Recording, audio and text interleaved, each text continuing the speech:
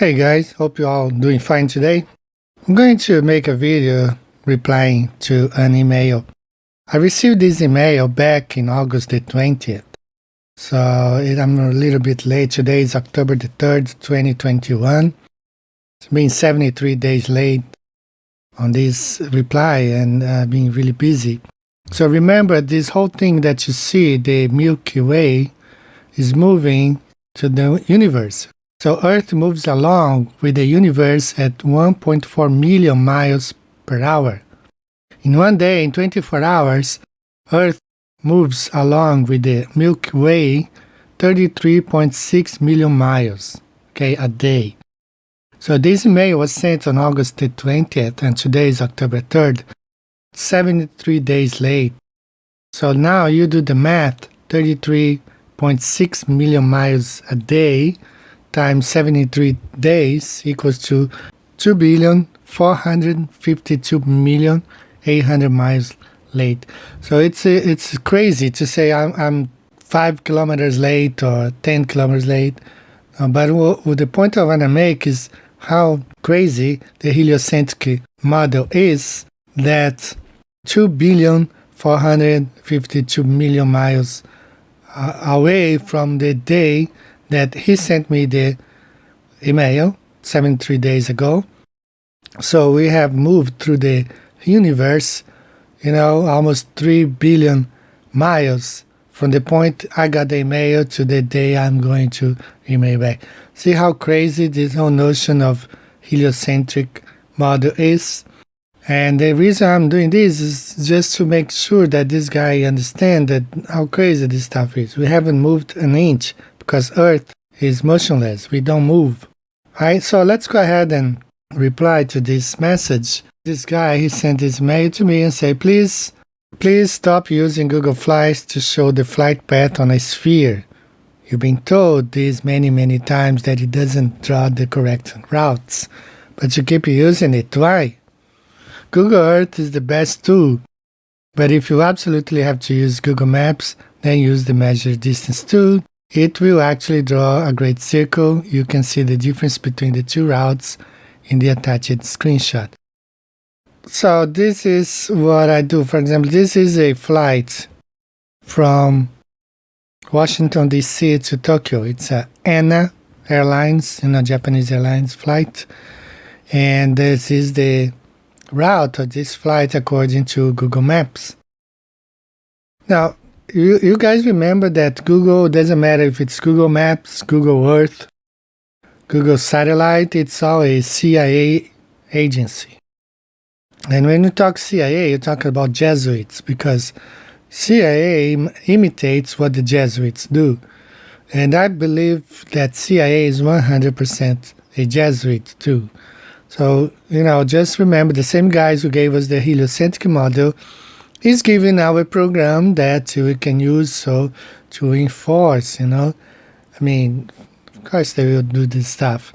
But I'm glad you brought up the relationship between Google and the state, because this is a relationship that goes back all the way into the early 2000s, if not earlier. As one example, this year, Google spent $21 million lobbying the U.S. government, but that's perhaps the most overt example of this relationship. And the real relationship is actually more covert. In 2003, Google got its first NSA and first CIA contract that we know of. Another, even more glaring example is that a spy satellite that's actually hovering above us as we speak was actually designed by Google, and now Google is the sole provider of the NGA, which is an NSA sister organization for satellite intelligence software. They essentially created a Google Earth for the military through this $27 million contract. And what you just saw there was the Google logo on this this missile that launched that satellite into space. Yes, so Google is, in a way, it's been said that Google is the eyes of the U.S. military machine. And more recently, and perhaps more controversially, this case is a little bit more well known. In 2017, Google was contracted for something called Project Maven, which was the Pentagon's attempt to make make their drones a little bit more autonomous. So it's one of the contractors that actually gave AI to the U.S. drone program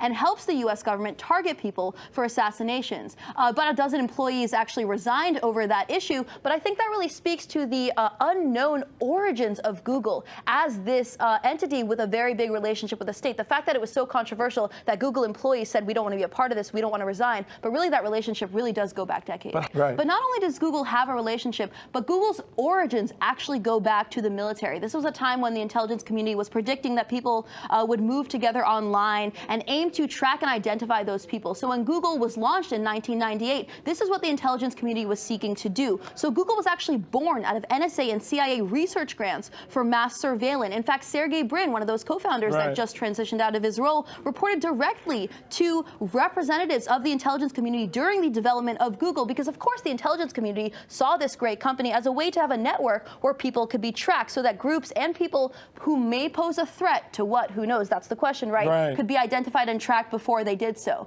So anyway, let's go back here.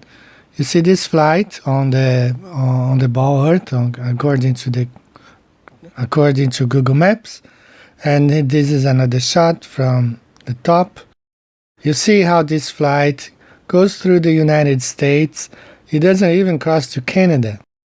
It goes over like Washington State, and then way below you see those islands in Alaska. You see how far down he flies until he reaches to Japan.